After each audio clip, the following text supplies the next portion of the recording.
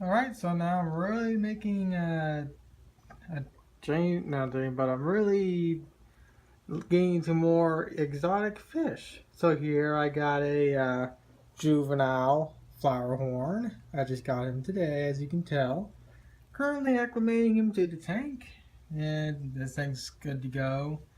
I just need to remove those two little roots right there. Those two little roots are from Papa's plants that I had in this tank previously. I'm going to rebuild this tank lid and make it a little bit more accommodating so it'll be easier to work with. And I mean, I like this lid, but I'm better off making a whole new lid because I can make one out of foam board and then just put custom holes and whatnot for all the parts. I can put a custom little hole for the filter system, heater wire, little airline tubing and whatnot. It'll make life a lot more easier for me. So yeah. As you can tell, his colors really aren't showing up because, well, he's freaking out and whatnot. And I'm also watching a live stream. And before I forget, I got a Walmart Pleco also. And I moved one of my goldfish into his own 10-gallon. This is heated and filtered. I'm going to fast him for a few days, and hopefully he'll be back to swimming normally again. This is an ongoing problem with this particular goldfish. He eats and whatnot, but as you can tell, he has swim bladder, so he's constantly hovering up on the top. So I'm going to fast him for a few days, and hopefully he'll start swimming around the tank like he used to. But like I said, this is an ongoing problem with them. Alright, before I start this portion of the video off, I got some sad news. Unfortunately, my big, beautiful gold butterfly, he unfortunately just passed, which really sucks. What sucks even more is that finding another goldfish like him again is going to be probably near impossible.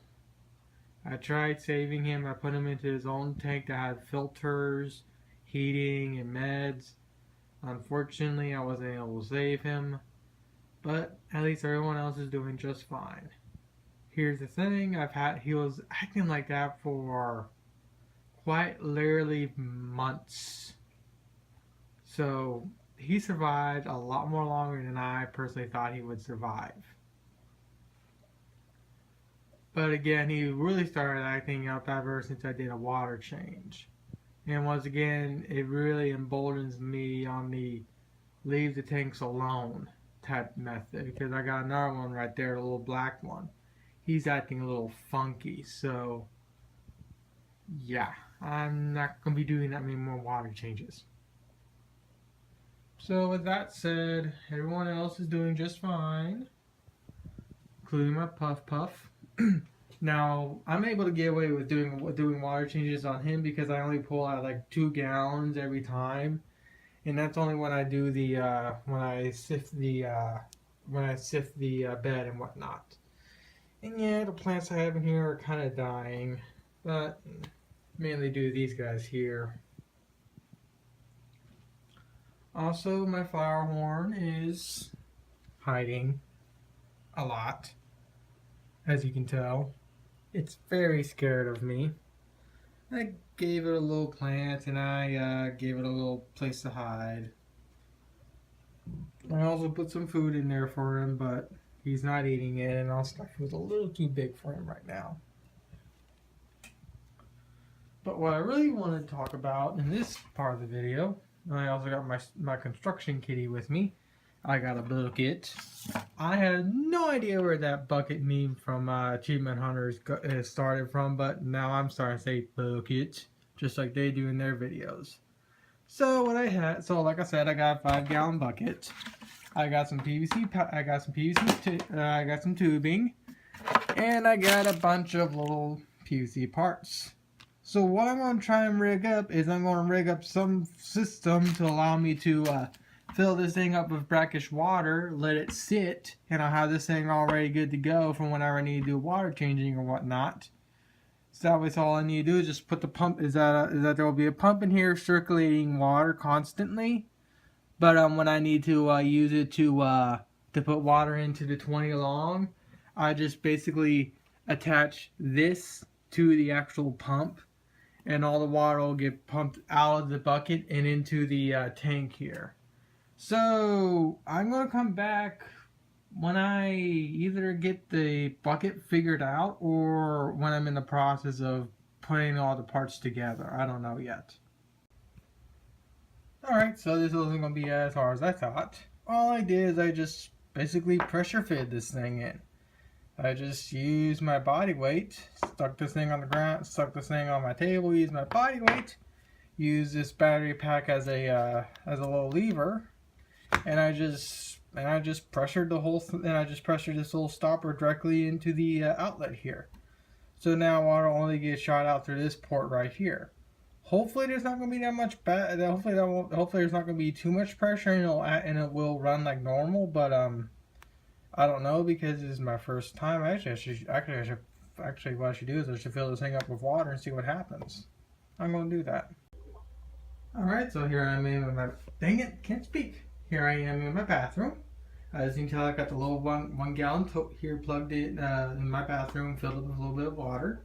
Here I got the tubing I'm going to be using to siphon water to my 20 long when I need to. And I do have a little bit of water in here already because I did do a little bit of testing prior to shooting this in. Even though this little pump here came out of a tank that was only a 3-gallon fish tank, this thing seems to have more than enough power to actually siphon all this water. So once I turn it on, whoops, that is the heater, wrong thing. Like I said, I'm not professional by any stretch of the imagination in any of these videos. So let's see, how do I want to record this? Because going into the hole, like you're told us, there we go.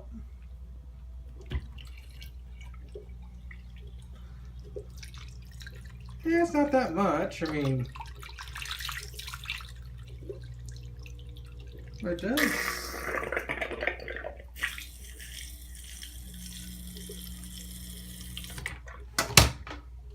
Not that much water, but it definitely siphons a 1 gallon pretty quickly.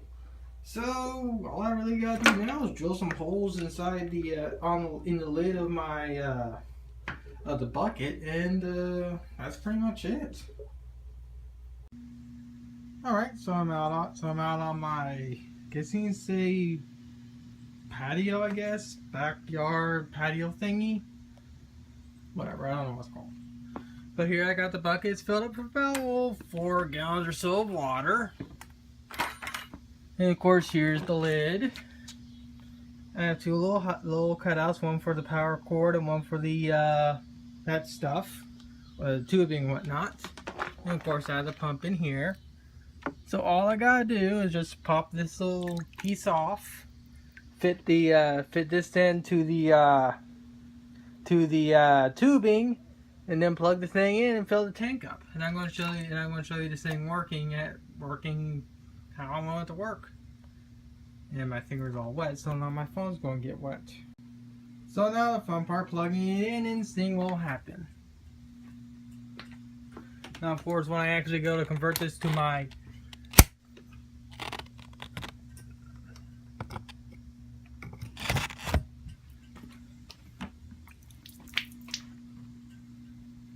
and just like I was worried, the thing got disconnected. Nope.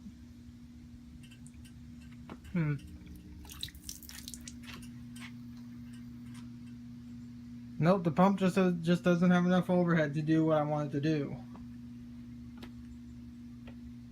That and the thing just came loose. Okay, so it looks like I'm absolutely going to have to rethink this.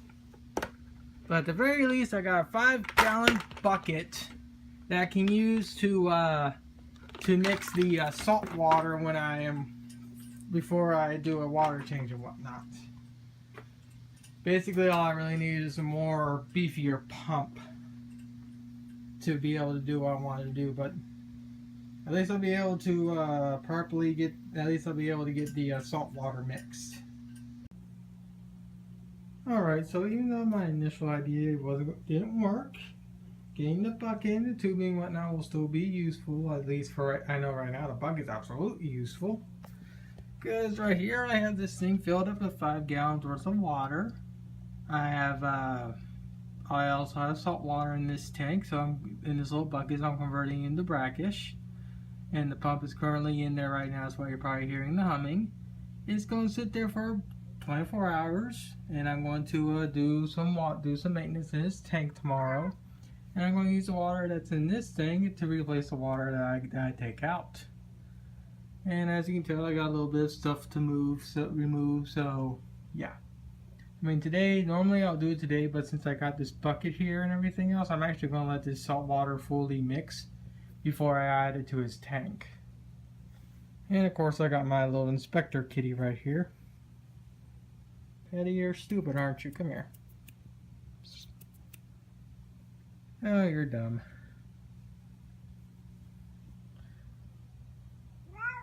Yes, you are. Yeah, I think that's pretty much it. I mean, I think I may just put this video up today. What do you think, Patty? She said no.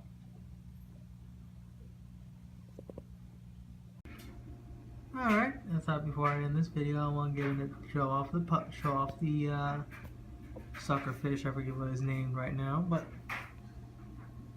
everyone's doing just fine. I can't remember her name, but yeah, he's doing fine. Oh yeah, and I also forgot to mention that unfortunately I lost my paradise betta. He was always sick, but he survived a lot more longer than I thought he would. But what I ended up doing is that once I lost him, instead of buying a replacement betta, I just divided this tank in half, gave him my dragon scale and my double tail half moon plaquette a bigger space to swim in. As you can tell, there's my dragon scale, and here's my half moon. Here's my little plaquette.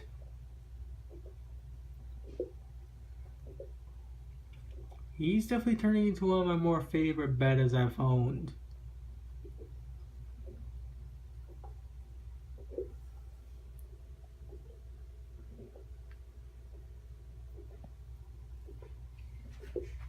And of course, my snail tank is doing just fine. I have some eggshells to help get their shells all nice and hard. I also put in a heater in this thing, so this thing's running at like 80 something degrees now. And I'm pretty sure I'm gonna have a lot more little snails coming up. I mean, a lot of these little dots here that you see on the glass are actually baby snails. So I'm definitely getting a breeding frenzy in this tank now, so that's good. No, I'm definitely gonna clean the plastic because even though this is just a snail tank, give me a second. Even though this thing's just a snail tank, I still want to be somewhat good looking, so I don't have to look at it ugly. I mean, all this tank is just gonna be converted. All this is just puffer poo. But like I said, I want the tank to still look like something. So yeah. All right, and before I end off this video, here is a 10-gallon with my Flowerhorn. As you can tell, I got new background for it. It's basically a sheet of foam board spray painted matte black to give it a nice black background like I do with my puffer tank that you can see in the reflection right here. The Flowerhorn is currently hanging out right there, as you can tell.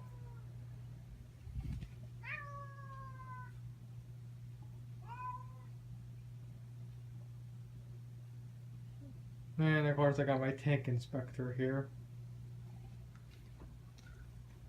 But yeah, the Flowerhorn, he's still very skittish of me, which is understandable. He is only a juvenile.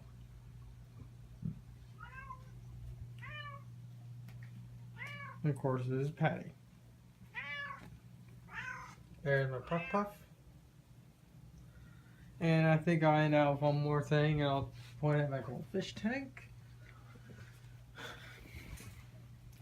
Unfortunately, like I showed, I lost the gold in here. I also lost about four others throughout this weekend. Unfortunately, deaths are normal in the fish hobby, no matter what you do. Unfortunately, it seems like a few of the deaths were caused due to me doing water changes. So again, I don't know why this happens. I do everything normally. All the other fish are doing just fine. It's just like two fish die and go like, "Yep, I'm just gonna end life," and just die out for some unknown reason. Unfortunately, I was the same way even with this guy here, with the big guy. Here's my prize goldfish, and it's gonna be really difficult finding another one just like that. But yeah, there's nothing I can do but just hope that the next time I do a water change doesn't kill the fish. Isn't that right, Patty? Patty. Oh, Patty. Oh yeah, and I think my bumper actually gotten bigger too. Yeah, he's actually gotten pretty big. Oh yeah, and I don't. Oh yeah, and I don't think I said this in the last video I posted. I've actually started converting this tank to brackish, and ever since I put salt inside this tank, the ick that he has practically gone away. The only thing I've noticed is that algae tends to grow a little bit more faster on these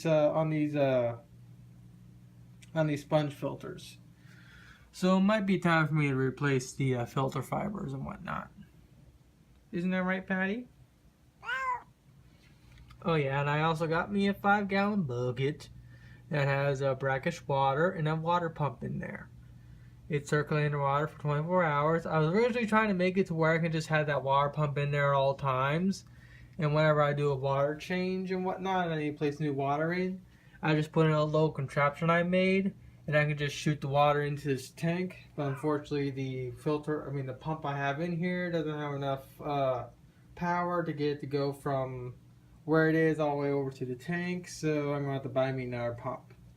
But I got some brackish water. I'm currently letting the salt actually dissolve and whatnot before I do the water change tomorrow. What I'm going to do is I'm going to suck out all the remnants of the snails and whatnot. I'll drain about like 2 gallons worth out of this tank, and that's about it. So with that, I'm going to put this video, and if my cat will let me, she has to say the final approval. Don't you, Patty? Oh, you're not going to let me end?